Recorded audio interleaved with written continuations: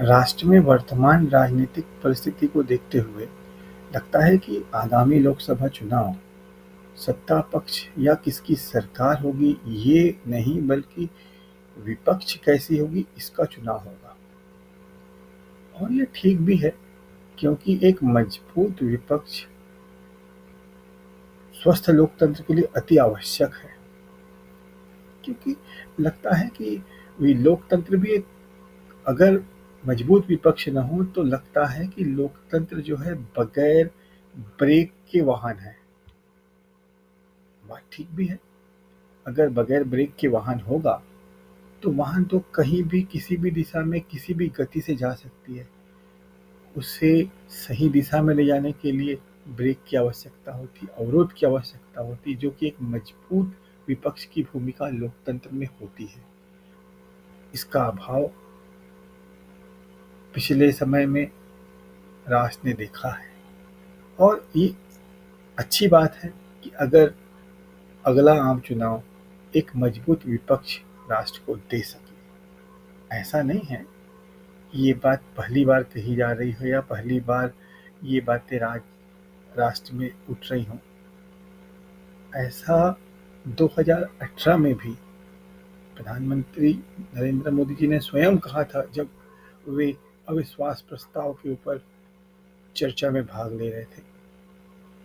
तभी उन्होंने कहा था कि भाई, कांग्रेस एक अच्छी विपक्ष नहीं बन पाई है, उसकी तैयारी नहीं है कि वह एक अच्छी विपक्ष बन सके।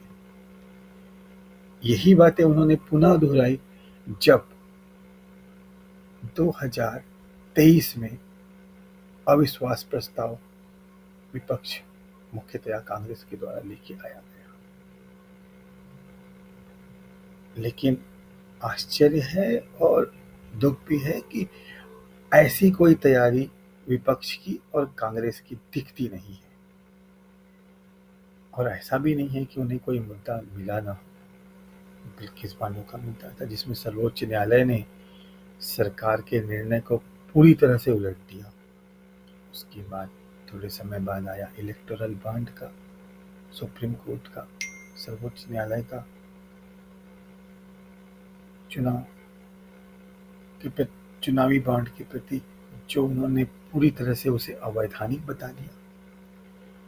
फिर हुआ चंडीगढ़ के मेयर चुनाव के लिए जो सुप्रीम कोर्ट का आदेश था वह आया। हिमाचल प्रदेश का राज्यसभा चुनाव हाल ही की घटना है। लेकिन ये अत्यंत आश्चर्य की बात है कि इन सभी मुद्दों को, मणिपुर की घटना बड़ी घटना रही है, उसे भी किसी भी तरह से राष्ट्र में एक प्रमुख मुद्दा बनाने में विपक्ष पूर्णतया असफल रहा है। और कांग्रेस की विचारधारा पता नहीं कैसे चल रही है। राहुल गांधी जी अपनी भारत जोड़ो न्याय यात्रा निकालने में व्यस्त है। पहले तो ये तो बताएं कि अन्याय कहाँ हुआ है, भारत को जोड़ने की आवश्यकता आज क्यों आन पड़ी है। तब जा कर के लोगों के बीच में इन बातों को बताएंगे, तब तो समझ में आएगा कि इस भारत जोड़ो न्याय यात्रा का औचित्य क्या है। आज तो ये एक औचित्यहीन यात्रा बनकर रह गई है।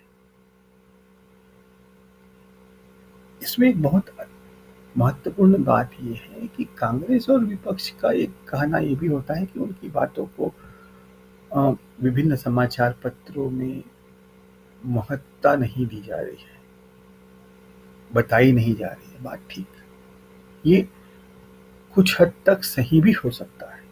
लेकिन जहाँ तक कांग्रेस का बात है, कांग्रेस में ये भी देखा जा रहा है कि उनके पास कार्यकर्ताओं का अभाव है। अरे अगर कार्यकर्ता ही नहीं होंगे तो आपकी बातों को लोगों तक, जन सामान्य तक आप पहुंचाओगे कैसे। सिर्फ समाचार चार पत्रों या समाचार माध्यमों के ऊपर पूरी तरह से भरोसा करके अपनी बातों को पहुंचाना, ये एक आसान काम नहीं है। और ये एक उचित माध्यम भी नहीं है, क्योंकि जब तक कार्यकर्ताओं का एक निष्ठापूर्वक कार्य करने वाले कार्यकर्ताओं का अभाव होगा, तब तक आप अपनी बातों को नहीं पहुंचा सकते। इसलिए आज की सारी परिस्थितियों को देखते हुए लगता है कि अगर अगला लोकसभा चुनाव एक मजबूत विपक्ष देने में सफल होता है, तो ये राष्ट्र के लोकतंत्र के लिए बहुत अच्छी बात होगी और राष्ट्र के लोकतंत्र को ये सुदृढ़ भी करेगा। धन्यवाद। जय हिंद, जय भारत।